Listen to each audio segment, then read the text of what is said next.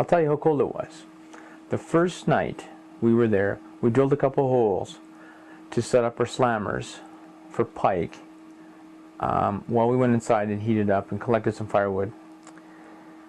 We were in there 15 minutes, barely long enough for the fire to get hot in the stove.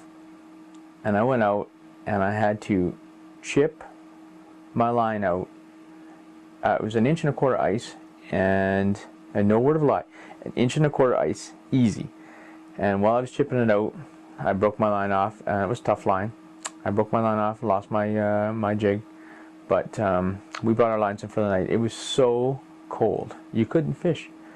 So we enjoyed some Cuban cigars and some fine alcohol while we're sitting by the fire reminiscing. I'll show you some of those pictures later. You're live. Live on the ice with Scott. Okay, we'll just drop her in the bottom.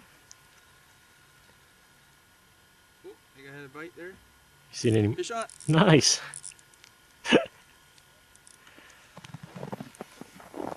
Woohoo! It's a good fight on my steelhead rod. Look how big it is. Wow. A monster. We're allowed to kiss these kind? You can if you want. Pretty prickly. Laugh it bit ya. Tongue that bastard. I'd bite his head off. I'd pull an Aussie. Is that who would that be for? What, to bite his head off? Yeah. Codfish. This one's for you, codfish. Or fish man. Bite the head off a prickly one. Here comes another one off the bottom. Fish on. Oh, that's a small one. Look at that one. You could eat that one whole. He took all my maggots. Oh no, he did. There's actually a lot of them showing up on the bottom right now. Okay, well I'm gonna go. Yeah, okay, go. Okay, so I set this rod up with some bait on it while I was going to have a little snack. You have no idea how hard it is to leave your rod with the fish biting while you got a mouthful of food and a handful of beer and trying to get some stock footage to boot. Anyway, I did put my stuff down and land this fish, but oh, it was tough.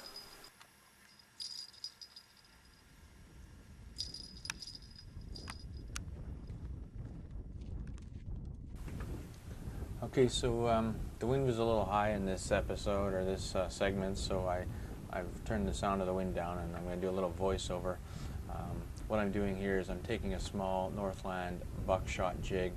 I'm adding about, I don't know, I think a maggot on each hook. It's a triple hook. And trying not to squish them. I popped one and got it in the eye there earlier, which was gross. I hate using maggots. They're so creepy crawly. So then we're dropping these to the bottom and bouncing them a few times.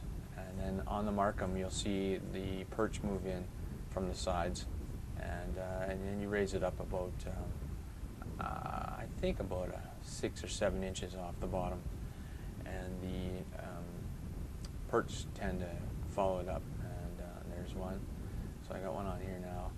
We had about a 200 perch day this day. It was just, I mean, there was a lot of small ones like this size here that you see, which is probably about 5 inches, maybe 5.5, but we caught quite a few 10.5, 11-inch perch, which was good. They were tasty. We took a few home for the frying pan, and but you'll see here again, I just drop it right back down to the bottom, and give it a couple jigs maybe. Let's see, yeah. Oh, he's already hitting it, so I don't even need to jig it. Oh, I missed a couple there. Better sharpen those hooks. Let's see. Okay, there's another one on. I've got a really heavy action rod on. I was using a really light one earlier, which was a lot of fun. But when we started catching a few of the bigger ones and accidentally catching some pike, it was no good for my rod. Oh, this looks like a small one, so I'll probably throw this one back too. And they're hitting it pretty good. I would recommend going there for perch, even for kids. It's a wicked day for fishing. Anyway, there's my Northland jig. buckshot there with a little bit of maggots on it. Here's one of the reasons why I went to the heavy rod for exactly this instance. Drop it down for a little bit of perch and find myself with a little accidental side catch, which happens a lot.